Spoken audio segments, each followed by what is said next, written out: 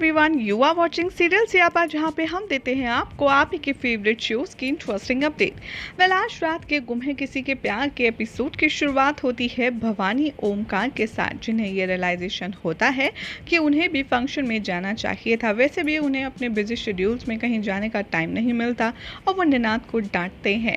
ओमकार यहाँ पर कन्विंस कर ही रहा होता है भवानी के सामने, तभी ओमकार निनाद का सीक्रेट खोलते हुए कहता है कि दादा, मैं बता दूं वेनी को कि कैसे आप बाहर जाकर छुप छुप कर सबसे जंक फूड और मिठाइयाँ खाते हैं बिना किसी को बताए। ओमकार निनाद यहाँ पर बहुत ही हंसी मजाक करते हैं और आर्ग्यूमेंट करते करते एक दूसरे की पोल खोलने लगते हैं, जहाँ सुनते हुए भवानी निनाद को डांटती और कहती है कि निनाद, कितनी गलत बात है, तुम अकेले अकेले खा लेते और हमारे लिए नहीं लाते। यहाँ पर ये तीनों बहुत ही ज़्यादा क्यूट बात कर रहे होते हैं, जहाँ पर भवानी बात करते करते सई की अच्छाई की तारीफ करती है और कहती है, वैसे मानना पड़ेगा सई का दिल है तो अच्छा, चाहे जो हो जाए, वो कितनी भी अकड़ू क्यों ना हो, लेकिन वो दिल से काफ़ी ज़्यादा सॉफ्ट है। तभी तो देखा नहीं कैसे पत्र लेखा खाना नहीं खा रही थी, सिर्फ वो खाना खा ले इसलिए उसने उससे माफ़ी मांगी। वैसे सही किसी को जानबूझकर हर्ट नहीं करती। भवानी ओमकार यहाँ सही की तारीफ कर रहे होंगे, जिसे सुनकर निनाद उनसे सवाल जवाब करेगा कि आखिर तुम दोनों को हो क्या गया है।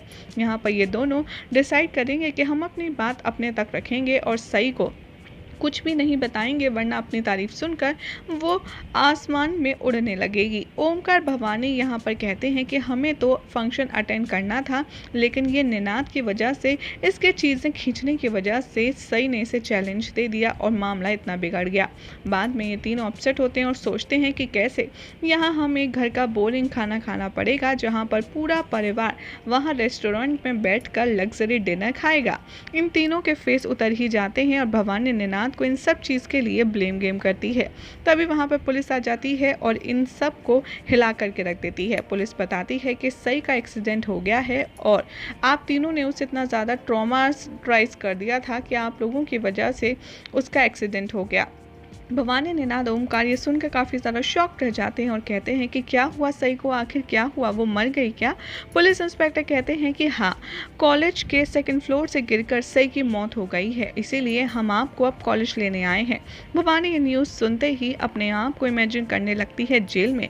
निनाद इमेजिन करता है अपने आप को फर्श पर पोंछा लगाते हुए जेल में, और ओमकार सोचता है कि मैं जेल में झाड़ू लगा रहा हूँ।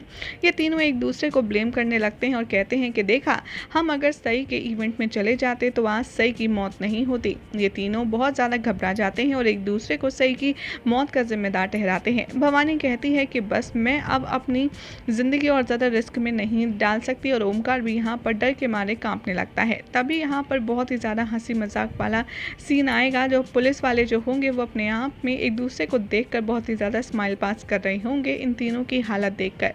वहाँ पर सई तैयार हो रही होगी अपनी परफॉर्मेंस के लिए, और वो बहुत ही खूबसूरत सा वाइट गाउन पहनेगी, जिसे देखकर विराट उसे देखता रह जाएगा। विराट यहाँ सई की खूब सारी तारीफ करेगा और उसकी खूबसूरती पर अपनी नज़रें नहीं हटा पाएगा। तभी सई बहुत ज़्यादा नर्वस होती है अपने प्लान को लेकर के, और पुलकित भी बहुत ज़्यादा शॉक्ड हो जाता है जैसे ही सई बताती है कि मैंने घर वालों को लेने के लिए जीप भेजी है। विराट कहता है तो इसमें प्रॉब्लम क्या है, जीप भी तो एक गाड़ी ही है ना।